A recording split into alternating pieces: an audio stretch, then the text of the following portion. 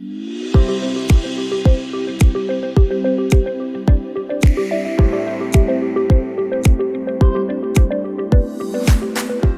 this video, let's consider how you can help a teacher interpret what they've found and take the next steps, either into making a change or something else. Question 1. How can I help a teacher interpret their data? Once teachers have analysed their data, you can help them think, so what does this data actually mean? This is the stage of interpreting and reflecting on data when teacher researchers move from analysing their data to actually understanding it. As mentor, you should provide an opportunity for teachers to discuss their interpretations and make sense of their findings with you. You can ask questions like, what have you noticed in your data? Or what surprised you? And at this stage, it can be important to remind the teacher about their original research questions and ask them, so, what does the data tell you about your research questions? What are the answers that you've found? 2. How can I help a teacher consider their next steps after exploratory research? You and the teacher you're mentoring may or may not feel that enough has been done to explore and understand the current situation, which is the first stage of exploratory action research. If not, then it can be valuable to do some more exploration, getting some more data to answer the original questions. And some teachers may feel they want to explore a new question that's emerged and do some more exploratory research for that reason.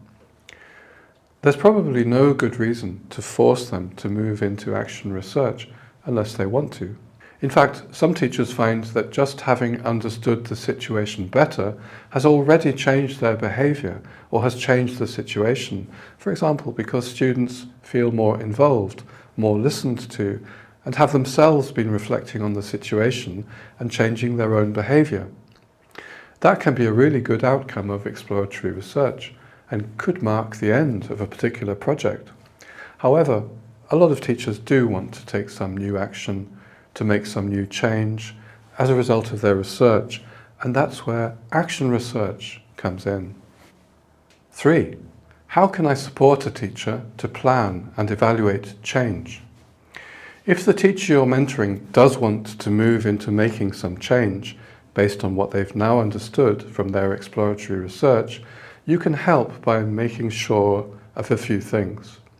Firstly, try to help the teacher relate their plan for change to what they've actually found out about the current situation.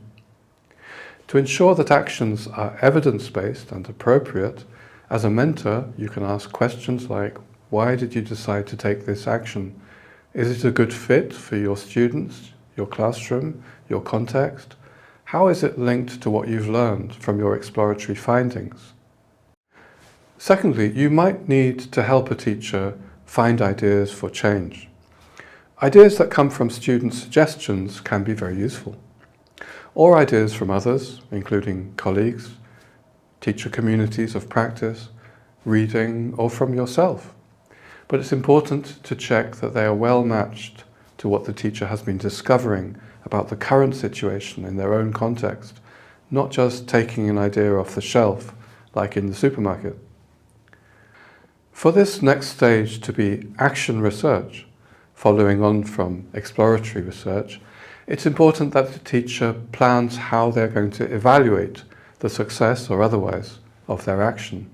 In other words, you may need to help them see what kinds of data they'll need to answer the research question, what changes when I implement this new idea. It's often a really good idea for the teacher to gather the same kind of data that they gathered in the exploratory stage, so they can compare before and after. Finally, reassure the teacher that they don't need to prove that the change they want to bring about is successful.